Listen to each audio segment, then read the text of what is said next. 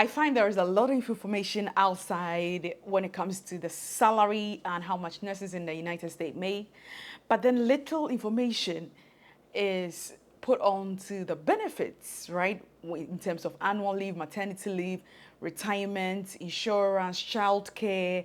What are the benefits that a hospital assist or the system assists people with when it comes to these things? And people really want to make decisions based on these information. So it's, for some people, it's not all about the money. The money. It's more about the benefits, like how good and how best can I do it. So come with me and let's look and dive into it. I know it's a little bit different with every state and every hospital, but then I'm going to tell you what is done in my hospital and my state, what I know. Okay.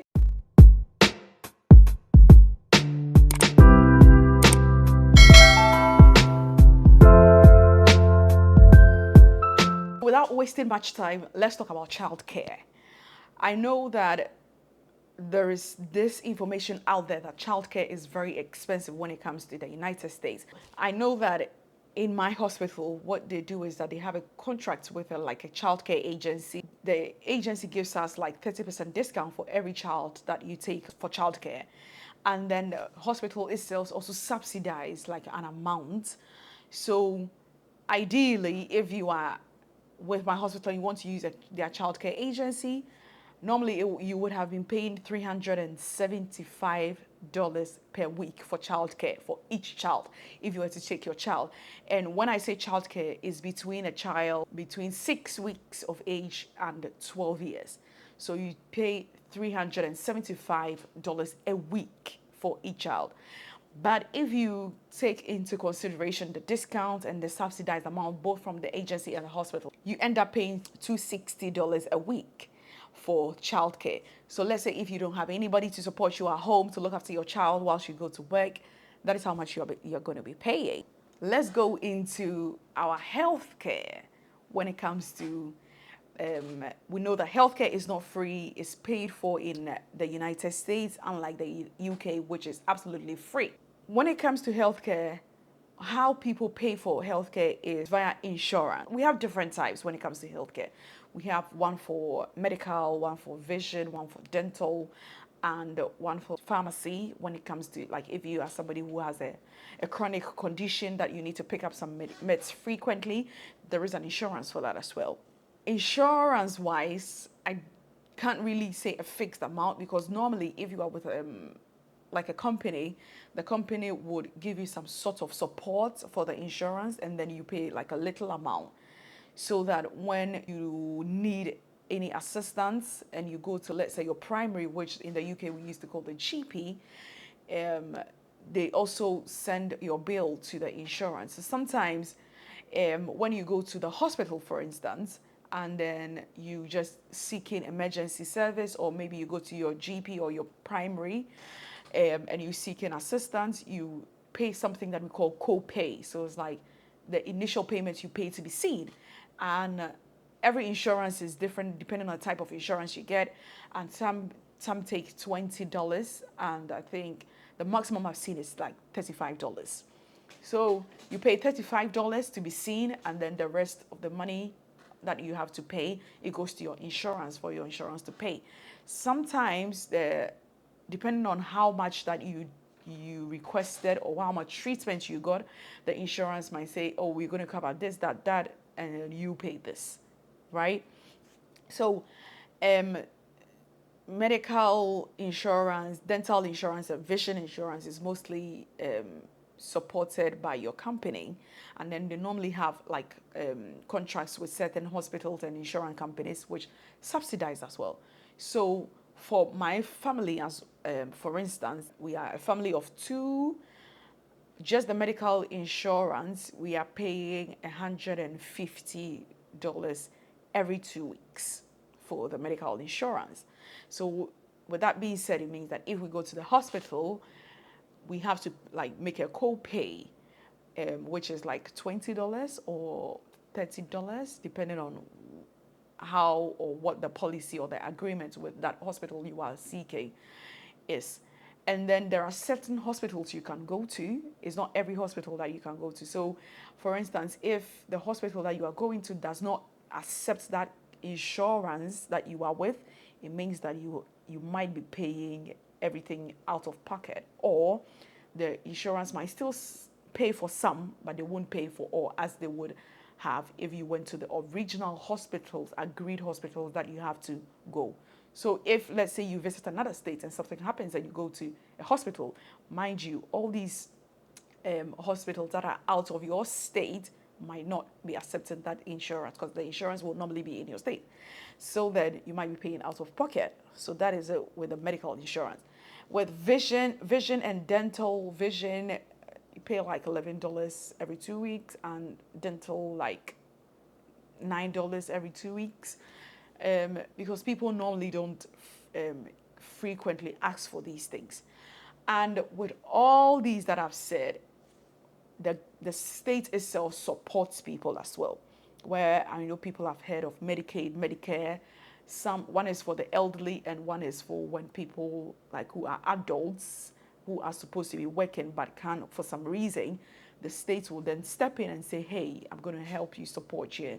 And then you just need to apply. Once you qualify, they're going to support you with whatever you need. So that is the insurance or the medical, the healthcare area, the little I can say. Let's talk about tuition if you have to further your education while you are a nurse. And I'll be making reference to nurses because that is the field I am in, and that is what I understand more. If you are with a hospital and you want to further your education, most hospitals, I would say majority of the hospitals here, they do sponsor for your furthering education. So if you don't have a degree and you plan of coming here, there's no point going to do that degree. You can come here, work with your diploma, and then when you come and you want to further your education, the hospital is going to pay for it. If you want your master's, you can wait, get here, start working, and then you start doing your master's. Some hospitals have like a set amount they support people with every year when they are in school. My hospital, they do $5,000 every year, and to support people when it comes to their tuition. So that is it. And I know a lot of people are waiting for this part, the annual leave. So in the UK, you will know that the NHS gives 7 weeks, right? When it comes to annual leave.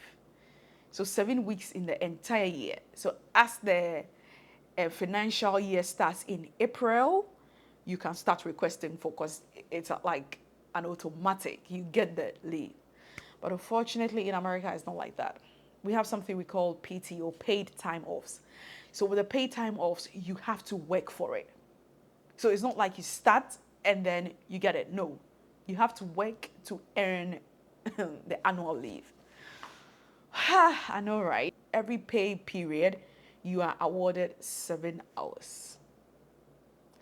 So you have to accumulate all these 7 hours, every 2 weeks, 7 hours every 2 weeks. And then once you accumulate it, it gets, let's say, 36 hours, then you are eligible to have a week off. So it's not like you start, and it's not like the NHS where you start and then your managers could say, take your annual leave. So you could just put in a request, and then, no, it's not like that. Here, when you start, that is when your PTO starts accumulating.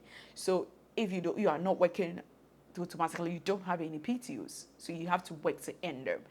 So in a year, the maximum PTO somebody could accumulate, I think, is 5 weeks in a year. Yeah. But then when you do more extras, when you do like it builds up a little time, like 0.009 hours or something. But then when you add it up, people are able to accumulate as much as 320 hours in a year, and then they take it together. And one thing that I hated so much, but then I've come to a realization that it is part of life, is something that I have to embrace and do: pension/retirement. Oh my God, I remember I hated it so much when I was in UK. And then because I didn't want to, I knew I wasn't going to stay there. They had said that if I don't take my pension and then I accumulate it after 2 years, I would not be eligible to take it. So it means that I would have to store my pension elsewhere in another country. And then when I retire, then they give. Or if I wanted to transfer it to my company where I work in the United States, they can actually do that, but it's going to take a year to transfer it.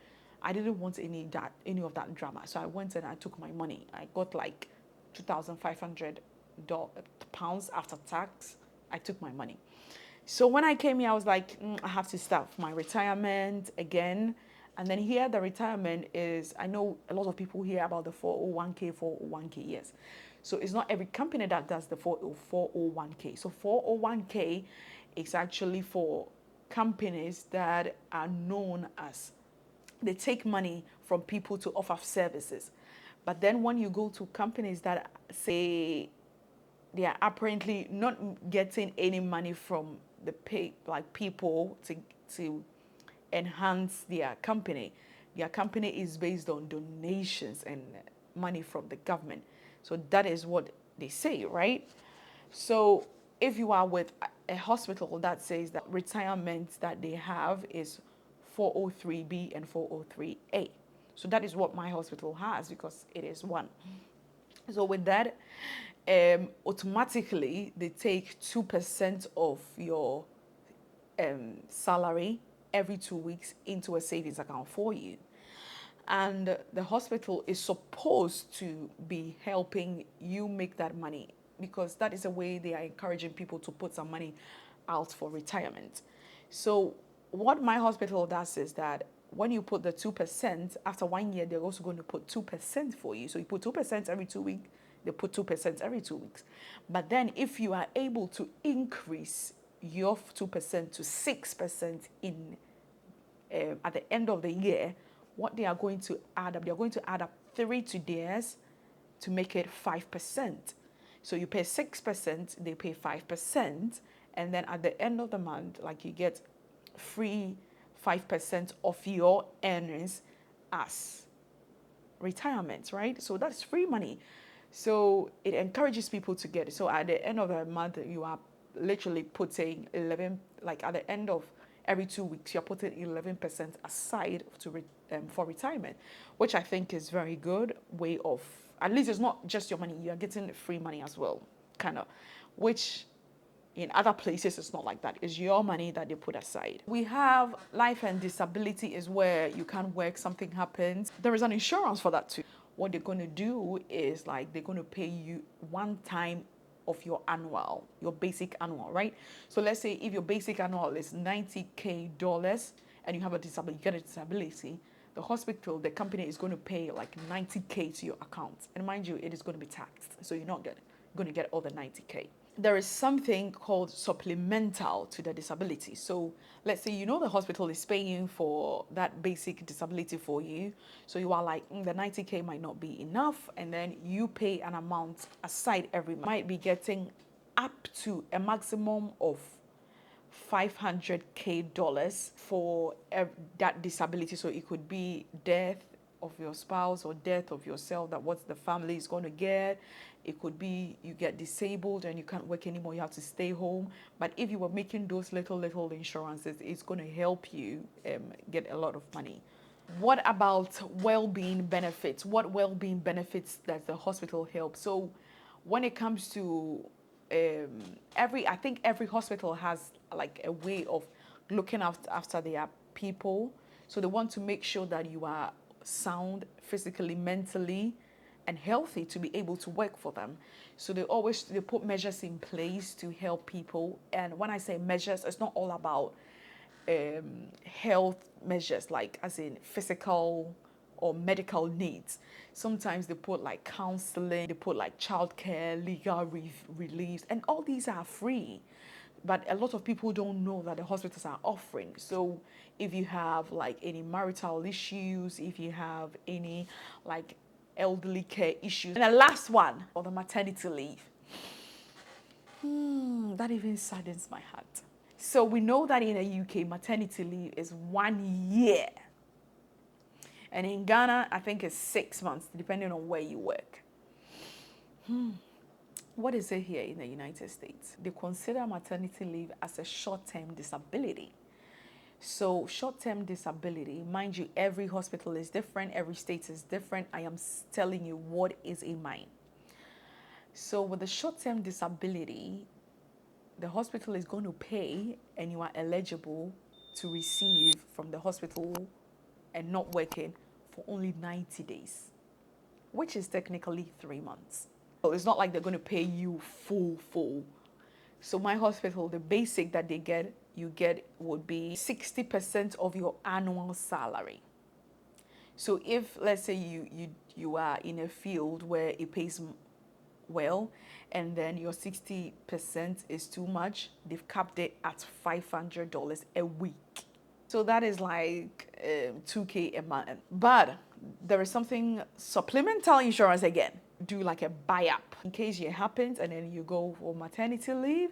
What you're going to get is 70% of your annual salary, or they cap it at 1K every week. I know in the UK you get 1 year, and I think for the first 3 months you get your full salary, and then the next 3 months, or is it 6 months, you get your full salary, and the next 3 months you get half of it. I'm not so sure because I never enjoy that benefit. So what people normally do to get like a long maternity leave is that take the maternity leave for 3 months, and then they put their PTOs after that. So let's say your PTO is like 5 weeks. You might not even get out all the 5 weeks. So let's say you can put 4 weeks. So that will make it 4 months. There is something called FMLA, where the government or the states, I don't know if every state has that, the state, you request that you're not okay, you don't want to work for now, you want to continue looking after your children, then the state will step in and say, you know what, give this person 12 weeks, give this person the number, any amount of weeks they are asking for, but a maximum of 12 weeks, so that their job is protected. But then mind you, that one is not paid. So you're going to stay home, look after your child, and then it's like you're taking a leave without pay, but then your job is secure. That is it, guys. That is a little that I had to tell you about the benefits and everything. I hope it helped you to make an informed decision. Please don't forget to comment. Tell me, those who are here in other states that they do things different, that they have better options. Let us know in the comment section so we can pick them up. Please don't forget to comment, like, subscribe, and share to your friends that need to know about this. Thank you all for watching. Bye.